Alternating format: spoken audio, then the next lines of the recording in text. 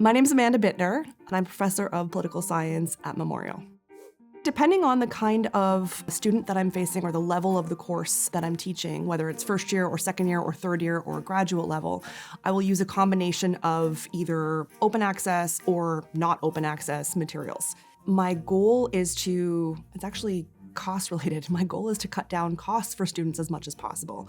And so I have been focusing in particular at the graduate level where costs are really, really high, where students do not have enough money and where food bank usage is very high. And where I've been teaching research methods at the graduate level, that kind of a course requires a textbook of some kind, and there's no perfect textbook, but they can be quite expensive. So teaching stats is hard. Teaching it without a textbook is next to impossible. And so wherever I can cut down costs, that's sort of my big focus. To me, open access is making use of materials that are available freely for public use. Most of us as educators who work at universities are paid to do our jobs. And so we can create content that is available to students, whether it's videos or whether it's op-eds or things like that. And so making use of those kinds of materials and making them available to students and also assigning them to students is one way to cut down on the costs associated with education.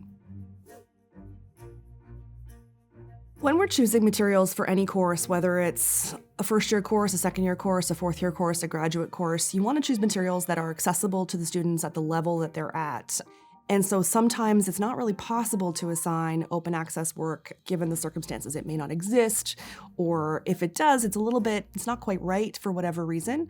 So for me, when I was assigning material at the graduate level, in the past I have assigned, closed access, if that's what you call it, for fee textbooks that are quite expensive. And then I would assign alongside of that various journal articles, et cetera, that are also not open access per se, but they are available through the library.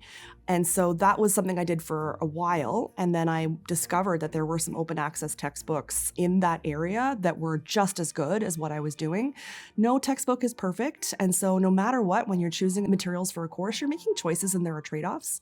But for me, the ability to assign work that was available and free meant that students might actually read it, because a lot of the time they're making choices based on their own finances. And if they can't afford a textbook, they won't buy it, then they don't read it, then they don't know the content. It's been great to use open access material for a couple of reasons. First of all, using it at the undergraduate level is harder to do. A lot of textbooks that exist for, let's say, intro to politics are not super if they're open. What I do at that level is I assign a series of journal articles, op-eds, newspaper articles, things like that are available through the university library. And then I'll usually assign a regular textbook alongside of that. And then I'll usually house one of those copies at least at the library so that students can go borrow it for a limited time without having to incur costs. At upper levels, it's more feasible to assign more journal articles and more op-eds and less textbooks. Like if you're doing a sort of a fourth-year course, let's say, on gender and politics, it's quite feasible to not offer a textbook at all and just to assign, various articles, various different perspectives and so on, which is great. Sometimes textbooks can be quite narrowly defined and limited in what they offer, and so supplementing that with additional sources that are available on the internet, including movies. I've done that successfully for a little while now too, films that are available for free. That just allows students to see a bit more and get a bit more diversity of content than they could just from a regular textbook. And then at the graduate level, it's been really handy to have an open access textbook alongside of journal articles, allowing students to read the complex technical material without having to spend money on the textbook.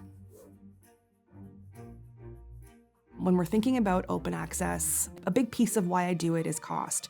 It is very hard to be a student right now. It is harder than it was when I was an undergrad. Costs are very high, the cost of living is very high, and scholarships have not caught up to where the actual costs of living are. So the more that we can do as instructors to ensure that students can afford to take our courses and aren't having to cut corners, the better off they're going to be and the better off our classroom dynamic is going to be. Nothing is worse than going to a classroom, walking in, having expected students to have done all these readings when they haven't done them because the cost was too high and they haven't bought the textbook. So this is one way to create a better student experience to ensure that we can allow students of diverse backgrounds, different economic situations to access the materials that we want them to read. Probably the thing I would compare it to is how for years we would tell our students, don't use Wikipedia, don't go to Wikipedia, Wikipedia is terrible.